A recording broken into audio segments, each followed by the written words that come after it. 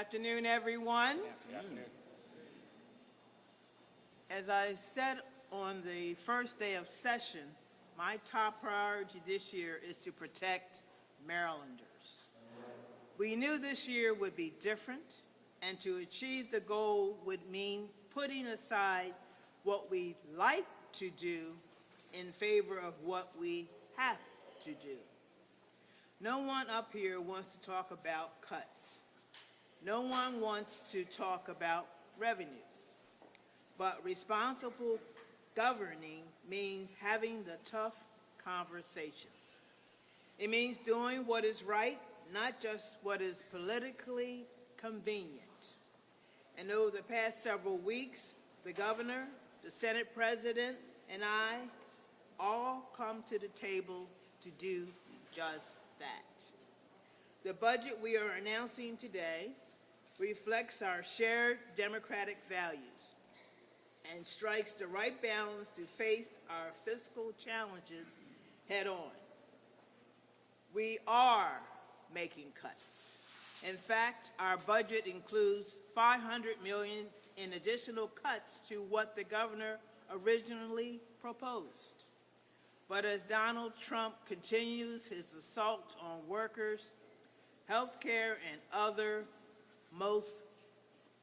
our most vulnerable, we are preserving funding for state employee salaries, cancer research, victims of crime, and DDA.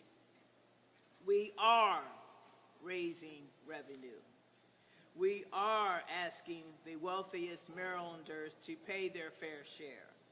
We are putting our state in line with others like Texas, Washington, D.C., and Ohio by enacting a 3% fee on IT services.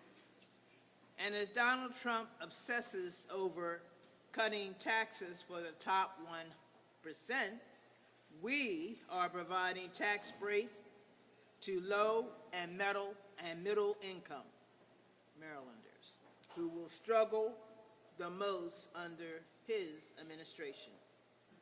Let's be very clear. Donald Trump doesn't care about us. He doesn't care about Maryland. He doesn't care about the federal workers in Woodlawn, or the teachers in Howard County, or the farmers on the Eastern Shore, or the medical researchers in Montgomery County. He's out there every day disseminating our workforce and wrecking our economy. Donald Trump has shown us his values.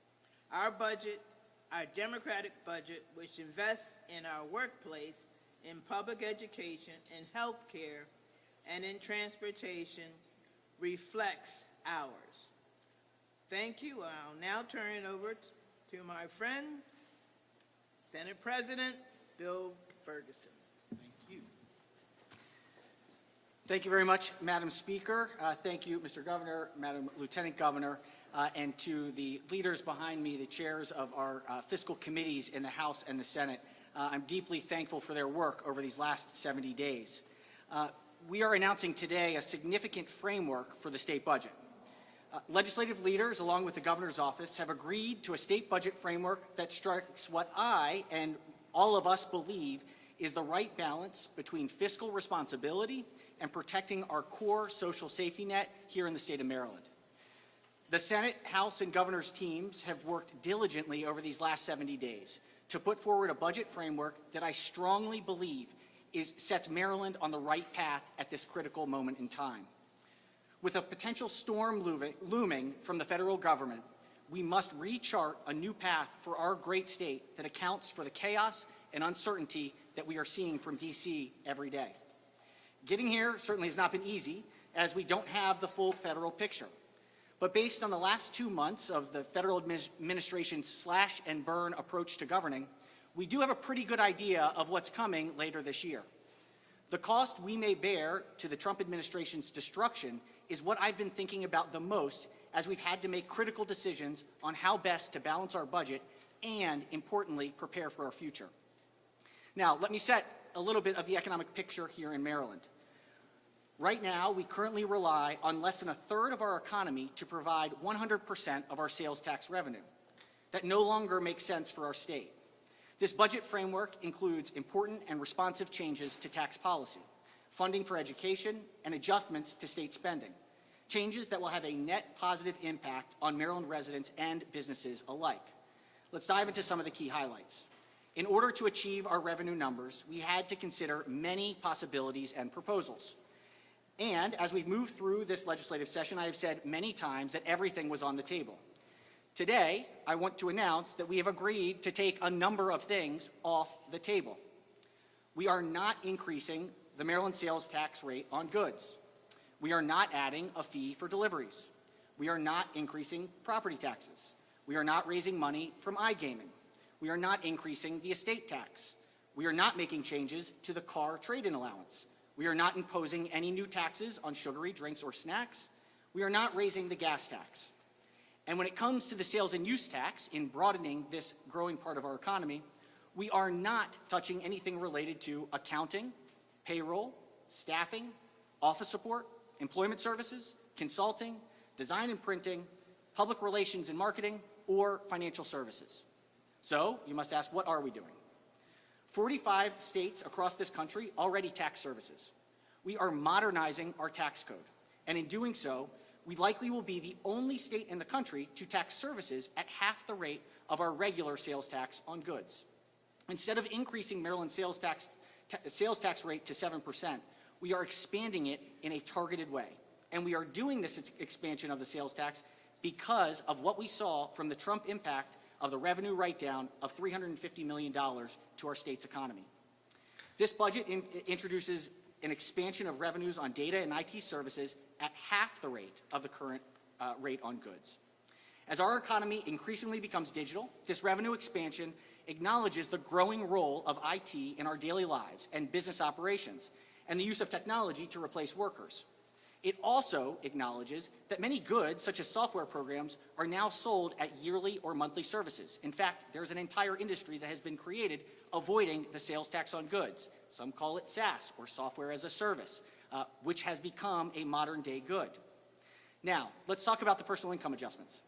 We are creating a high-income tax bracket, ensuring that the wealthiest Marylanders contribute their fair share. At the same time, we are pursuing an increase in the standard deduction that will provide much-needed tax relief to everyday Marylanders. This adjustment strikes the right balance. It ensures fairness while also supports working families. Another key change is an increase in the gaming and cannabis tax rates. Maryland is aligning these rates with our neighboring states, ensuring we remain competitive while generating an additional revenue for state programs. Additionally, the budget framework includes federal government spending triggers. This is really important. This provision is designed to protect Maryland residents from potential disenrollment because of federal changes. It ensures that those who rely on federal benefits are informed, prepared, and can advocate for their continued access to essential service regardless of what happens at the federal level. Finally, we must acknowledge the tough choices that come with responsible budgeting. Under this proposal, we are cutting at least $2.3 billion to navigate economic uncertainties and the unpredictable federal landscape in both cuts and reductions. While these cuts and reductions are difficult, they are necessary to maintain fiscal stability and ensure Maryland remains on solid financial ground. At its core, this budget aims to create a fairer tax system while ensuring that essential services like education, public safety, healthcare, and infrastructure remain funded. These decisions will shape our future, and it's crucial for Marylanders to continue to receive the high level of commitment that we know and expect to protect our most vulnerable residents in this uncertain time. Thank you very much, and the mic is yours, Mr. Governor.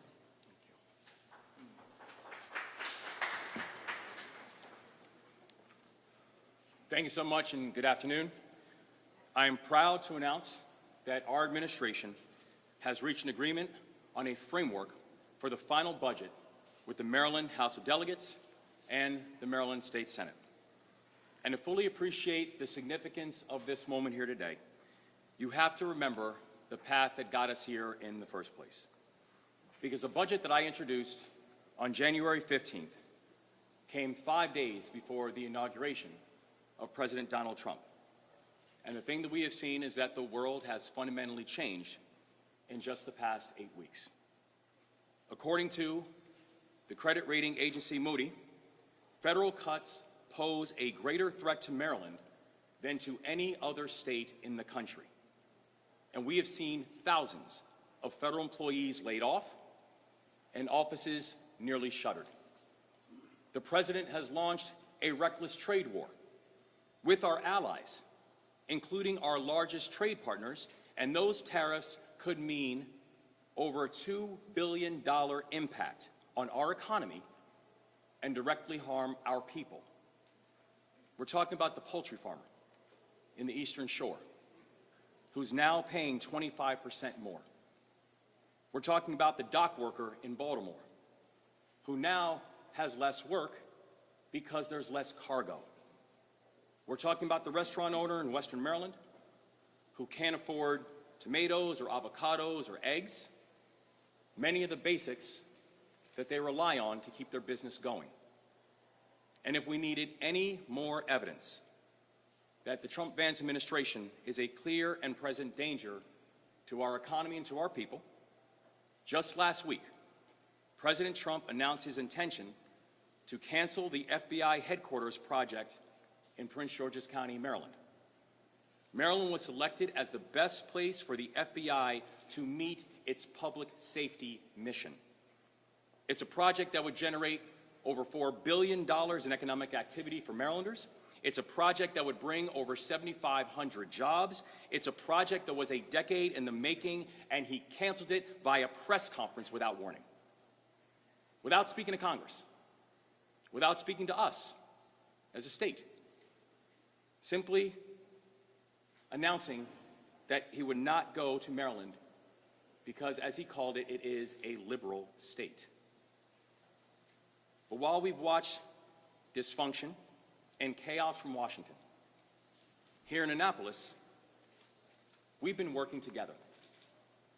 We will never compromise, ever, on protecting Marylanders against any threat, no matter who makes it. And that's exactly what this budget delivers. This is a product of days and weeks and months of partnership.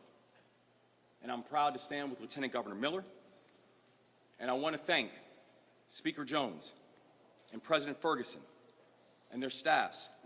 And I also want to take a moment to thank Chair Atterbury, Chair Barnes, and Chair Gazzoni for their outstanding work as well. Now, at the start of session, I laid out 3 principles that our budget needs to meet. The first is that we need to reform our tax code, and we will not do it on the backs of middle-class families. The second, we need to grow the economy, and we need to diversify our economy off of Washington, and we need to make Maryland more business-friendly. And the third, we need to and we will invest in our people. And I'm proud to report that our agreement hits all 3 of those targets. To grow our economy, we need to ensure that this is the best place to start and run and build a business. And we've agreed to invest in industries of the future that will grow Maryland's economy and create jobs like cyber and quantum and AI.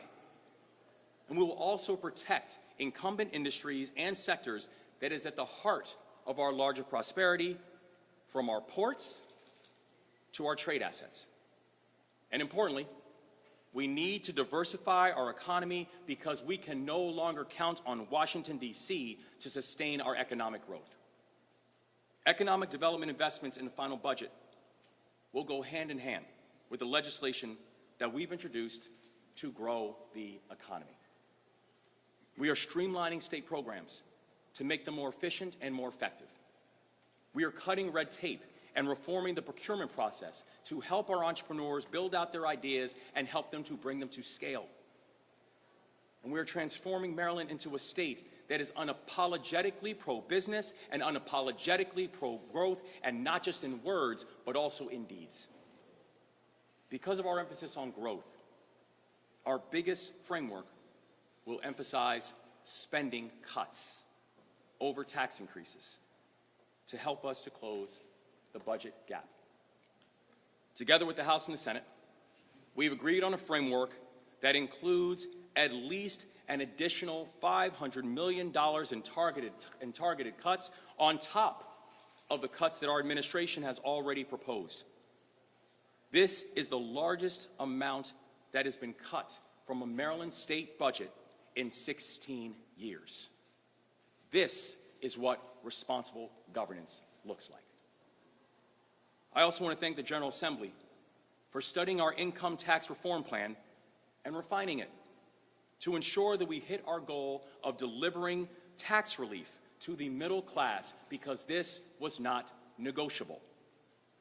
Under this agreement, now 94% of Marylanders will either get a tax cut or see no change in their income taxes. That is even more than was proposed in our initial proposal.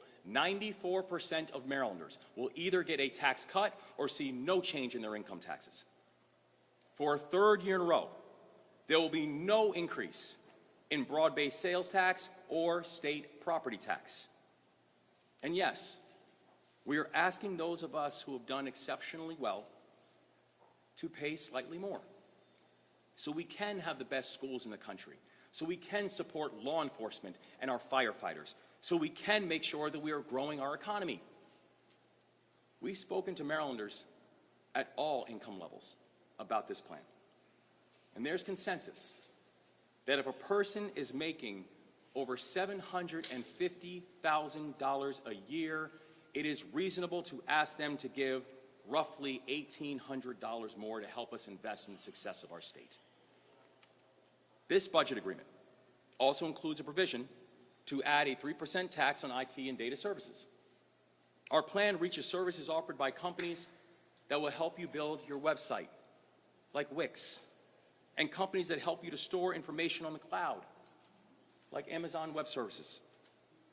This will put us in line with other states already implementing these kinds of reforms, and by the way, both Democratic and Republican states, ranging from Texas to Washington, D.C. And this reform package will help us to bring our tax code into the 21st century. It means the majority of Marylanders can keep a little more in their pocket, even as we here in Annapolis tighten our belts. So the White House cuts taxes for the rich and burdens everyone else with high prices. Here in Maryland, we're showing there's another way. While President Trump and Elon Musk gut programs like Social Security and Medicaid, here in Maryland, we are showing there is a better way. And if you take away only 3 things about our plan, it should be this: we are providing key investments that grow and diversify our economy. Together, we are ensuring that 94% of Marylanders will get a tax cut or see no changes in their income taxes at all. And together, we are turning a $3+ billion deficit into a cash surplus, all while still preserving 8% in the rainy day fund, which, by the way, is above the recommended amount. This is what good governance looks like. This agreement is common sense, it is responsible, and it hits every requirement that we laid out at the start of session. If we said it, we meant it. And most importantly, it puts us on stable footing to move towards the future. Now, these are not simple decisions. Maryland needed to fix its business model. And I refuse to be a chief executive who simply watches problems get worse. We solve problems here, and we do not run away from them. We also needed to contend with the fact that Maryland no longer has a stable partner in Washington, and one who has our best interests at heart. So while there are many opinions about how we ended up in this crisis, let there be no question about who faced this crisis and didn't flinch. Because this team has met this moment of crisis with courage. This framework will inform the final budget and the final bill that goes from the House to the Senate, and I look forward to signing it when it makes it to my desk. We know we have more work to do before sine die, but together, today, we celebrate a very important step forward in securing Maryland's long-term fiscal health. We now look forward to taking a few of your questions. Governor Moore, you said that this plan turns the deficit into a surplus. What is that surplus with this framework? Well, we're still working through the final numbers, but the thing that we know is that when we came on board, not only did we have a $3+ billion structural deficit, which had been predicted literally since 2017, we knew that there was no way that we were just going to kick the can down the road. And so by making responsible investments and also responsible cuts, we know that we have addressed that situation of that structural deficit. And then when the bill is completed now, we'll not only work to be able to address that structural, turn to a structural surplus, but also right now this bill has a little over $300 million in a cash surplus that's already in the proposal as the final numbers are coming out.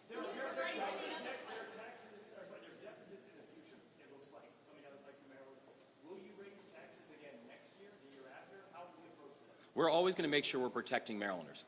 And I've said before, I have a very, very high bar when it comes to how we're going to think about taxes. But I also know this, tax reform is incredibly important, and the tax reform that we are offering right now becomes incredibly important. It puts us along further lines with other states, as we mentioned before, but also what it does is it allows us to be able to say that we can have a responsible budgeting process when we're working together that helps to address the long-term needs and the hopes for the people of this state.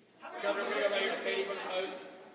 Setting aside the people who will have no impact on their tax bill, what percentage of Marylanders will see a tax cut under this plan, and what is the average cut that people can expect to see? Yeah, so we're working through all the final details and the final numbers now, but the thing that we can say is that 94% of Marylanders will either see a tax cut or see no changes in their income tax at all. Brian, Regarding data services tax, two questions. One, do you have an expectation for how much revenue it's supposed to bring in? And two, is it possible that tax could apply to people's cell phone bills, which obviously includes data services? We're still working through all the final details right now, but the thing that we know was that we were not going to put the pressure, the additional financial pressure on middle-class families. That was something that became very important to us as we were working through it. And we've actually been working with a lot of the entities, especially even some of the entities who are going to have to pay a little bit more due to the data and IT attacks, and who also understand that as our economy has continued to evolve and as our economy has continued to change, that there is a need for people who are the main beneficiaries of that changing economy to be able to also pay a fair share. we're going to go to Brian, and then we're going to open up for questions from the mayor. Governor, there's been some discussion about making changes to the excise tax on car sales. Can you tell me if that made it into this final framework, and if so, what will be the new excise tax amount? Yeah. So again, another detail that we're still working through. The thing that we know is I think the Senate President actually highlighted some of those items before about what will not make it through. But we're still making the final details about which items specifically when it comes to car trade-ins did not make it in. And guys, the governor will ask more questions, but we're going to turn it over to the chairs for a couple of questions right here. That's fine. Chair Gizon, or Chair Barnes, you have the budget. You're voting it out of committee today. I know that there were questions about the funding for the DDA in fiscal year 2026. Have those been restored? They have, and it's one of the points I think everyone here is most proud of. And I want to give a shout out to particularly Chair Gizon, who's worked on these issues for a decade. They are restored, working hand in hand with the community, the DDA community, and almost $150 million for 26, as well as the 25 restorations that we've already spoke about. Chair, where does the blueprint stand right now? Are the custom community schools and the collaborative time still in? Where are we at? As you probably well know, the blueprint is not part of this budget. It's a separate bill. We're going to continue negotiations on that bill as the days move forward. It's not part of the budget. It's funded for the Is the next 2 capital years. gains tax still a part of the proposal that was initially in the governor's? It is, and we are looking to use the capital gains particularly for important investments in our transportation systems, as well as to help our structural balance. What we do know is that the Trump tax cuts that are focused on billionaires is likely to help those who have done the best. And so this is the right place for Maryland to look to have sustainable investment in our infrastructure and in our budget overall.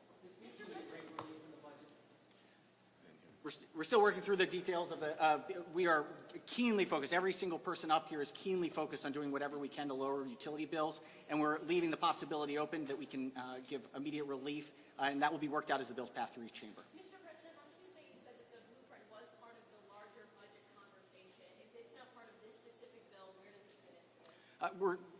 The budget and tax will be taking it up tomorrow from the Senate's version, but it's an ongoing conversation. We are looking at the long-term financial health of the state, and I feel confident that we're going to be in the right place. For decisions in this budget, does that impact your future plans? Well, certainly investing the billions of dollars that we will be investing in public education is fundamental and critical, and why we had to balance and do it in a way that was sustainable and did not impact working families. Any questions right here for Chair Atterbury, real quick, guys? Actually, yeah, I'll vote on that. I'll mention about the blueprint. Chair Barry, you've been saying that pause is not pause, it's cuts. The word cuts has been used several times during here, and obviously you mentioned about the budget. Throughout what the House has proposed, are you hoping the Senate will come back and do what the House did with the blueprint? So I think, first I want to thank the governor and his team, and I want to thank the presiding officers for reaching an agreement on the budget that was just announced and the revenues, because, that is tough decisions. These were all tough choices, and we were all elected to be here and to make the hard choices. And so I want to say thank you to all of them for coming together and working together. To your specific question, I'm just going to follow up and say the blueprint is part of ongoing negotiations. The Senate hasn't heard what we did yet. I think Chair Barnes and I have been pretty clear about where we stand and where the House stands in terms of the blueprint and protecting those that are most vulnerable, particularly those in community schools. So we'll see what the Senate does, and we'll link up with them and negotiate that in the days to come. Chairwoman, We got time for two more, General. Chairwoman, does the budget include funding for thousands of settlements for potential child sex abuse victims? Yesterday, folks from Alley, where's the funding? It does not. How is the state going to It's still, You want to take? it's still a product of very complex negotiations, settlement negotiations with victims, and so I think we are monitoring those settlement negotiations very closely. We're going to go to the last question with Mackenzie right here. You talk about bringing taxes into line with the other states, but anyone can ask if you'd like to. You talk about bringing it into line, but the question I would have for you is, what would separate you to make you attractive to businesses to come to Maryland if now it's on the level of every other state? Well, I'd say the thing that would attract businesses to come to the state of Maryland is not just the fact that we have a tax code that is aligned with other states. Because frankly, that's not how businesses are going to make their decisions. Businesses are going to make their decisions based on what state is creating the best climate for them. What state is doing things like procurement reforms and regulatory reforms and permitting reforms and making it easier for businesses to come and grow in the state of Maryland like we are doing here in the state of Maryland. What state is doing things like investing in education and making sure that you have an educated workforce and a strong pipeline like we are doing here in the state of Maryland? What state is making sure you're investing in transportation that's able to get people from where they live to where they work, like we are doing here in the state of Maryland? What state has the greatest ecosystem for the new industries and technologies of the future, like life sciences, like IT, like aerospace and defense, like we have here in the state of Maryland? And so not only does this package make it more competitive for business when you're looking at a taxation basis and coming up with incentives for business to be able to come and grow in Maryland, it's also about all the other things that Maryland offers. And it's the reason why we have had such great and productive conversations with business leaders all over the country who, if they're not already here, they know they are getting phone calls about coming to the state of Maryland. It's the reason that we just announced just recently that, looking at the most recent job numbers, that we have gained more jobs in this administration in 2 years than the last administration gained in 8. And that was driven by the private sector. So making Maryland more business friendly, making Maryland more economically competitive is not just the fact that this team and this coalition has been able to address things like tax reform, but it is also about are we doing the other things that's making Maryland more economically competitive, because we are unapologetically pro-business and we're unapologetic about the fact that growth is the only way to be able to solve our fiscal challenges, and that's exactly what we're going to do in the state of Maryland. Mackenzie, last question right here. Looking at, obviously you're saying that a lot of things are still part of the negotiations, that this is the framework, but if you are confident